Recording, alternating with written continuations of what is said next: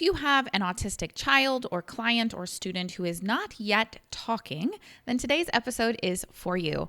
Hello and welcome to the Speech and Language Kids podcast. My name is Carrie Clark, speech language pathologist, and today we're going to dive into some very practical real-life strategies that you can use to help an autistic child speak. So this is particularly for those individuals who are either not speaking yet or not speaking very much or not speaking consistently. And so we're going to talk about a whole bunch of different strategies that are helpful in encouraging those first words, providing them the opportunities to communicate, and finding the way that feels best to them to communicate and leaning on that. So I'm going to give you 6 real-life strategies today, but each of these are going to be packed with a lot of action items. So I'm excited that you're here. So the very first thing I want you to do as you are going into this is I want you to start with a mindset of curiosity. I think a lot of times we as parents, we as speech language professionals, and I'm sure as teachers too, we get into this mindset of I need to get the child to do the thing, right? We don't necessarily think of it as forcing compliance, but that's kind of what it is, right? I have to get you to talk. You don't want to talk right now, so I have to get you to talk. And that's really counterproductive to what we're going to talk about today and really how children learn. And so I want you to try to come at this with a mindset of curiosity, okay? Every child has a brain that can learn, right? And every child has different strategies that will help them learn and help them grow. We just have to find the right ones. So this is not a one-size-fits-all, do these steps and the child will be talking. This is a toolbox. I'm going to give you a toolbox today. And these are tools that are real-life strategies that do help children talk if they're the right fit for that child. So as we're going through this process, whether we're doing this in speech therapy or at home or in a classroom or a childcare setting, we're going into this thinking, okay, I'm going to try some stuff. Some of it's going to work, some of it's not. Some of it might not work right away, but it works after time. I'm just going to stay curious. I'm going to think about the things that I'm seeing, these observations, how the child is responding, all of the little nuanced things like body language and proximity, all the things that go into showing us if they are feeling it or if they're not. And we're going to go into it with a mindset of curiosity. Okay, so if we can do that, that's going to help us see those small nuanced reactions that say, that seemed to resonate with that child. Let's do more of that. Okay, so that's the first thing. Start with mindset of curiosity. Now, in terms of what we're doing for the child, we want to start from a point of regulation. And so before we even get to our strategies, the child is going to be more likely to communicate and connect with us if they are feeling safe and regulated. So we've all heard of our nervous system. Our nervous system has different states, whether we are feeling calm and safe, or if we are feeling like we need to be in fight or flight, or if we need to freeze or flee. All of those things are different places where our nervous system can be.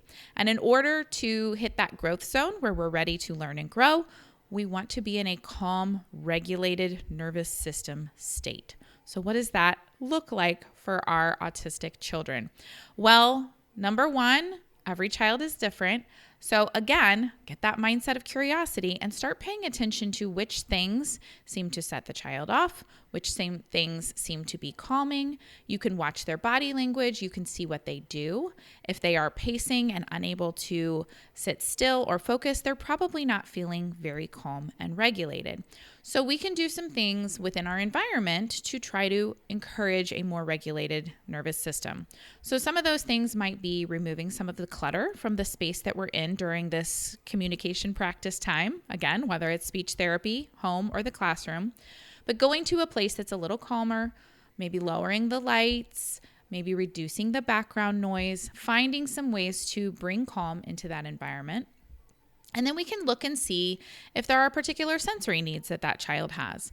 If they are moving a lot, can we give them some movement activities? If they are touching a lot of things, can we give them some tactile activities? And I'm not going to go into crazy depth on this because I know I've hit this on other podcasts and we can do more podcasts on that. But finding ways to meet their sensory needs, this is a great one to work with your occupational therapists on because they can help with that as well. The other thing that really helps children feel regulated and safe is if they know what's going on and it's following a predictable routine. So setting routines that repeat the same way each time can be helpful. Also providing them with visuals that tell them what's happening, maybe a visual schedule, just giving them a sense of what's happening, what will happen next, helps them feel more in control and calm. All right. So we want to start from this place of regulation. And if that's a piece that needs to be worked on for a while first, that's fine. If we don't get to speech right away, that's totally fine. But we want to find that place of regulation, find that place of calm as best we can. Obviously, nothing's perfect. But then we can start to use some of these strategies. So without further ado, here are our 6 strategies for helping autistic children speak. All right, so the first one is to help them tune into you or other people, but basically helping them understand that there are things happening around them. How do we pay attention to that? How are we aware of that?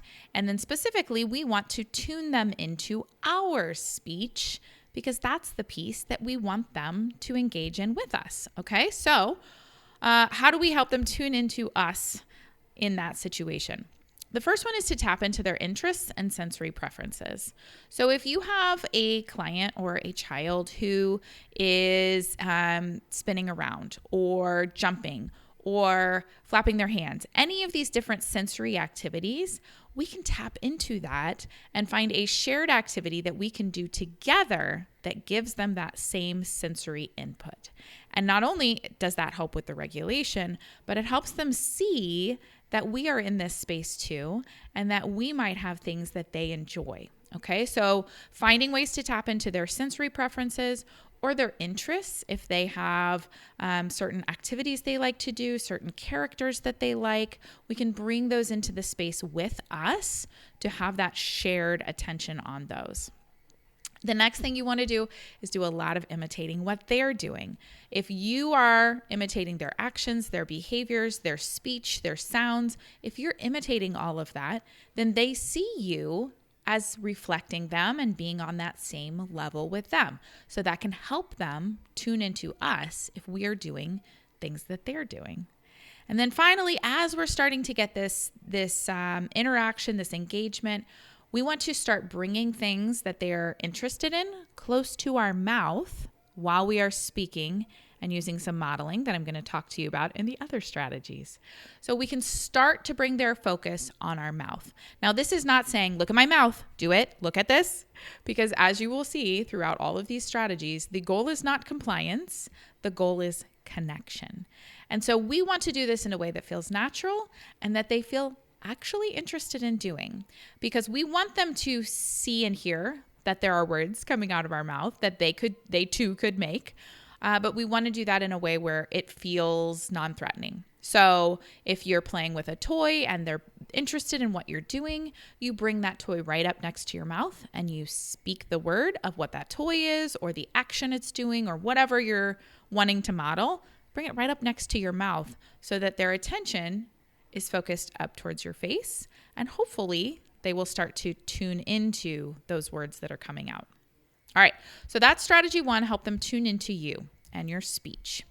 Strategy 2 then is to play with sounds and words.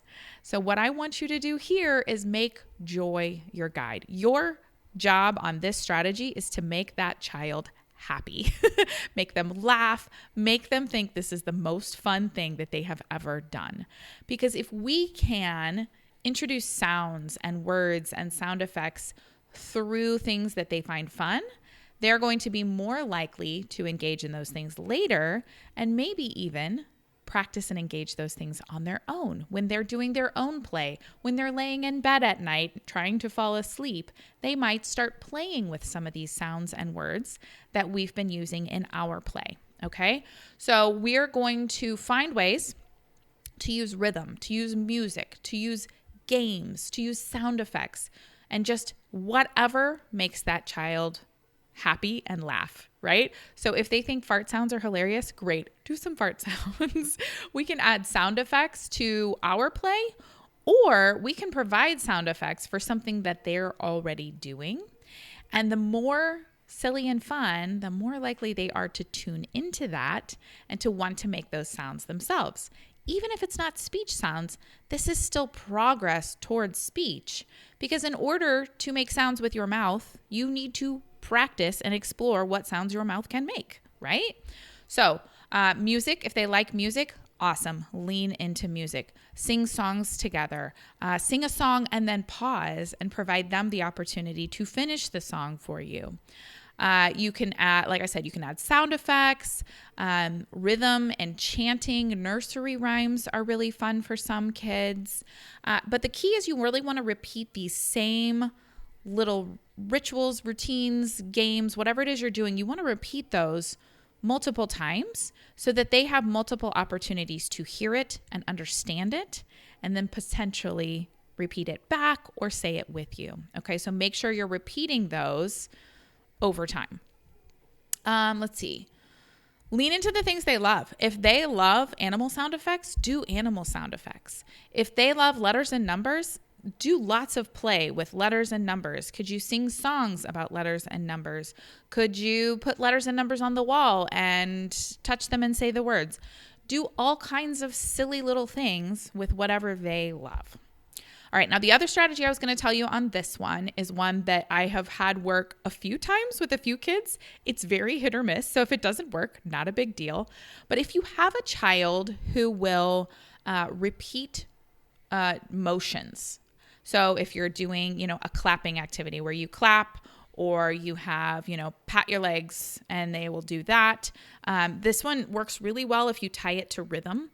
So if you have a child who will clap rhythms with you, or pat their legs, or stomp their feet, or jump up and down, or whatever it is, there's a strategy called behavioral momentum, where you take a hard or a new task and you tack it onto the end of easier tasks so that they already have the momentum going, and then they do the hard thing, right? So for one of my clients I worked with, he would pat and clap rhythms with me. So we do pat, meaning patting your legs, pat, clap, clap. He would do that. And so I would do it, and then he'd do it back, and he loved it. It was such a fun game. And so then I started adding things to the end. So we'd do pat, clap, clap, and then I would say boo or something. I would say a word.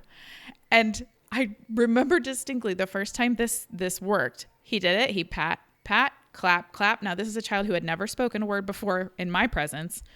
And then he said it. He said boo. And he looked at me, made direct eye contact, and just had this look of shock on his face. And you could tell he had no clue that was going to come out of his mouth, but it worked because it was tied on to the rhythm he was already doing. It was so fun. I loved working with him. But like I said, I've only had that work on a couple of kids. So it's one of those weird strategies that, like, if they're into rhythm and repeating and they're engaged in you, you can sometimes tack that on as well. Okay. So that's strategy number 2, play with sounds and words, make joy your guide. All right. Strategy 3 is don't anticipate their needs. I remember I had this one little girl. She was probably 3 or 4 and she didn't speak yet. And we had been trying a lot of different things in therapy. And one day she came in and she said several words as I was trying to get her to do stuff. And she was imitating me. And I was thrilled, thinking I was the best therapist ever. Must have had some amazing strategy that I used that just worked so well. So I called mom and I said, hey, she talked in therapy. And she said, yeah, I know, she's been doing that at home. And I said, okay, awesome. What changed? And she said, well, I read somewhere that you should just ask them to say things in order to get something else. And so I started doing that. And I thought, wow, amazing. Something as simple as, oh, just try asking them to speak, right? And I know that's not as simple. It sounds more simple than it is, because that's obviously something we all try, right? Asking them to speak. But sometimes, given the right circumstances, given that they feel like they're in a safe place and they feel regulated and calm, if we can simply add a pause, add a silence, and then wait, that can make all the difference in giving them the opportunity to speak if they're ready. Now, it's not going to force a child to speak who's not ready to speak, right? But sometimes we get in the habit of anticipating their needs, right? We walk into therapy, we say, oh, I know you're going to want to play with this, so I get it out, I hand it to you, we start playing. Instead, maybe have those things that you know they're going to want or need up a little higher so they can't just grab it, and then just wait and see what they do. Provide a silence, provide a pause. We're not anticipating their needs, we're giving them an opportunity to communicate them. And then if they don't communicate them, we can provide a model where we can say the word or say the phrase, or we can offer them some choices, and then again, wait. Many of our autistic children need more wait time in order to process what's happening, think through what they want, and then formulate a response. So sometimes we have to wait longer than feels comfortable for us because we have a tendency to fill silences. But if we do, just wait, take on that mindset of curiosity, and just watch the child, see what they do. Do they move closer to it? Do they walk away? Are they moving closer to you? And obviously, if they become frustrated, if this is overwhelming, then we've hit the beyond the stage where they're feeling calm and regulated and are going to want to talk.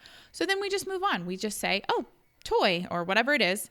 And we grab that and bring it down, and then we move on. So we don't have to, the goal is not to frustrate them, but the goal is to sometimes create a situation where they have a need to communicate. Another way to do this is by intentionally sabotaging an interaction, not maliciously, but we're having cereal for breakfast. Okay, well, we put the cereal bowl on the table with the cereal and milk, but we forget to give them a spoon. And then we just wait and we observe. Again, if they get frustrated, oh, spoon. We needed a spoon. There it is. And give them the spoon. But if they don't, if they're just engaged and thinking, allow them that time to process and to think about what they need, and maybe those communications will come out. All right? So, number 1 was help them tune into you and your speech. Number 2 is play with sounds and words. Number 3 is don't anticipate their needs. And then the next 3 strategies that I have, the last 3, are based on the 3 different curriculums that we have inside the SLK curriculum for functional communication. And so we actually have 4. One of them is early interactions, which is just engaging back and forth and being aware of people around you. So if you need help with that, we do have a curriculum for that with materials and resources. But the other 3 are based on 3 different approaches that we can use to help a child learn their first words.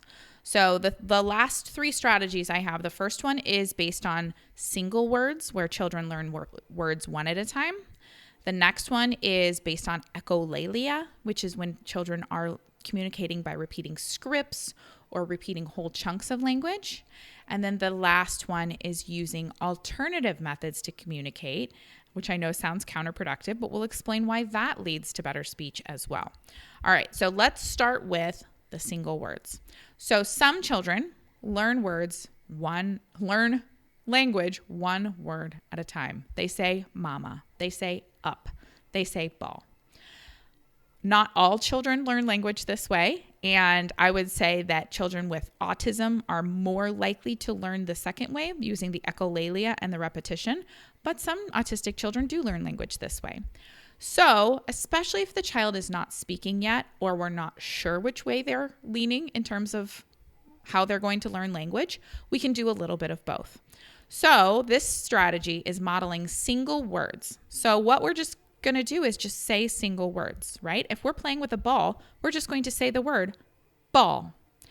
And it's really important that we use silence on either end of what we're saying, whether we're talking about single words or phrases and scripts. There has to be silence on either end so they know where it starts and stops, right? So I don't say, ball, I have a ball, here's the ball, we're playing with the ball. That's too many words all strung together. So we just say ball, and then we pause. And so we can use these single words throughout our day to label the things that we're doing, to label the things they're doing, the things they're looking at, the things they're engaged in, the things they're maybe feeling, if we can take a guess at their emotions. And if we can use shorter words that are easier for them to imitate, that can help as well. So just throughout your day, throughout your session, you're using single words. You can use sign language along with these to help make it more clear or show them a picture. You can hold up the thing, put it next to your mouth, say the word. So we're just doing a lot of modeling. Again, these are tools in the toolbox, right? If I say a single word, does that child seem like they're tuned into me? Does it seem like they are interested in that thing after I say the word, that they're associating the two? Are they trying to say single words? And so we can use this as one of our tools to just provide a really language-rich environment, but in these bite-sized chunks that are easier for them to grab hold of and use, right?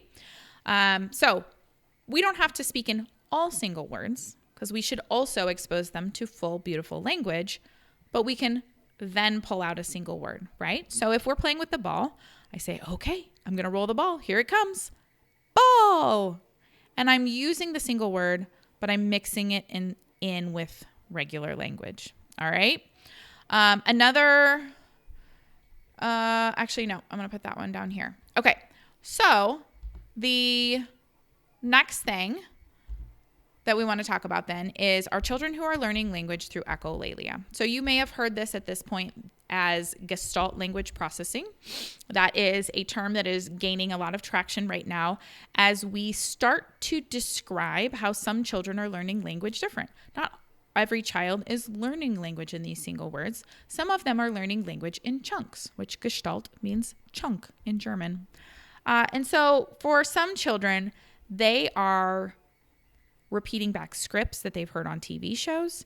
They're repeating back things that they hear us saying, like, what you doing? They're repeating these whole chunks of language, and they're using those to communicate with us. They have something they want to tell us. The problem is that usually when they're using these chunks or these scripts, they're not necessarily meaning the exact meaning of those words. It may have an entirely different meaning to them, but they're trying to communicate with us through repeating things that they've heard. And so this is just a totally different way of learning language. And if we provide them with different models, different supports, we can continue their progress on that path, and they can get to self-generated speech more quickly because of our support, because of our ability to understand what they're saying. So these children, the ones that are learning language through echolalia, through chunks, sometimes sounds a little like babbling because the speech sounds are not clear yet. So if you have a child that you're working with who is doing a lot of and it sounds like speech, the intonation is there, but the speech sounds are not clear, then that might be a clue that they are actually using echolalia and they are repeating something they heard. They're just not getting all the speech sounds correct. So the first thing that we want to do if we suspect a child might be using echolalia or gestalts to communicate is repeat back what we hear from them. So if they're making sounds, we're repeating that back the same way to them. Because again, we're trying to build that connection, right? And then see if you can find some meaning to it. See if, every time this thing happens, they make this kind of sound effect or this string of sounds. See if you can tie it back to something else that they heard it from, like maybe a theme song for a TV show or a line from a movie they love. But we're just going to kind of become detectives and try to figure out what they might be trying to communicate to us with these strings of sounds. And then we are repeating those sounds back to them so they start to see that we're trying. We're trying to understand what they're saying. We're trying to build that connection. All right. And then just like we were modeling single words before, we can also model some phrases and chunks that they can repeat. All right. So again, if you're not sure which way this child is learning language, do both. Model some single words, but also model phrases and like sentences. Now, the key here is that our Gestalt language processors are going to tune in more to phrases and sentences that have excitement, that change pitch, that go along with strong emotions, okay? So we can model a whole bunch of these different phrases like, uh-oh, or here it goes. And make sure that your intonation, your pitch changes. You're going from high to low. Wee! So you're including those intonational changes in your own speech. We are repeating those things, just like when we were playing with sounds and words. Repeat those same phrases in the same way every time that thing happens so that they get repeated exposure to those models. And then try to focus in on modeling phrases that go with strong emotions. If you feel like that child in front of you is experiencing a lot of strong emotions, label it with a phrase and use intonation, use pitch, use emotion in your own speech. So if they're mad, you can say, I'm mad, and really make it big, right? Or if they're refusing something, you can say, not that one. So you hear how I'm putting a lot of emotion into my voice too. If they're covering their ears, that's too loud. Or on the other side, if they're strongly enjoying something, I love it. Or look at that. Or even, whoa, or uh-oh. Those all have a lot of emotion and excitement. So if we can start to model some phrases that they might be able to pick up, then that helps them as well. Again, we want to use silence on either end of the model, right? So we're not saying, I'm mad. I really hate that. It's making me so frustrated. We just need one at a time, right? I'm mad. And then we wait, okay? Another really good strategy here is to use statements instead of direct questions or directions. So, instead of saying, go put on your shoes or where's your shoes? We're saying, I wonder where your shoes are. I wonder what we should put on our feet to go outside. Let's look for those shoes. So we're making statements instead of directly pressuring them to communicate. Okay? So that was 4 and 5 is modeling single words and then modeling phrases. And I'm a big fan of doing both. Again, this is all about putting tools in our toolbox. So model some single words, use some sign language, model some phrases, some sentences, model singing, do all of these things, and then just take that mindset of curiosity, watch the child and see which ones they seem to respond more to. Do they stick around when you use certain types of speech, whereas they wander off if you don't? Start to put those pieces together and build a profile of strategies that work for this specific child. All right. The last one on my list then is providing them with alternative ways to communicate with you. So there are lots of ways to communicate. There are lots of ways to connect with others. And our goal right now is not to force them to sound or look like everyone else. It's to find a way that they feel authentic and comfortable connecting with you. The goal is connection, not compliance. So at this point, we can also provide them with different ways to connect with us and to communicate with us. And I know it sounds counterintuitive if we're saying, okay, our goal is to get them to speak. Here, give them something to do to connect with you where they don't have to speak. But I have seen time and time again, and the research has shown that when we provide children with alternative ways to communicate, they are actually, it does not prevent them from speaking. And in many cases, it does actually encourage speech faster. So what does that mean? I'm talking about using sign language, allowing them to communicate with you via sign language, or to point at a picture of what they want. There are AAC. AAC is Alternative Augmentative Communication. There are AAC apps where you can download an app on your phone or on your tablet, and they can push a button and it will speak the thing that they want or need. So they push a picture of a cookie and it says cookie. Or if we got a gestalt language processor, it'll say, I want a cookie. And so we can use these different devices, these different tools, these different methods to give them choices. Okay? You want to tell me what you want? You can push the button. You can do the sign. You can point to the picture. You can use gestures. You can, use your body. You can get close to me. You can lead me to what you want. And so the key is that not only are we modeling different ways that they could communicate by using these devices, using these sign language, using gestures, but we're also accepting that if that's the way they communicate. right? If they are taking our hand and leading us over to what they want, we can then say, oh, I see. You want ball. Let's play. Let's play ball. So you can see I modeled single words. I modeled phrases. I modeled some emotion. Let's play, right? So what happens when we acknowledge their communication, even if it's not words, even if it's not speech, is that they see the effect that communication can have.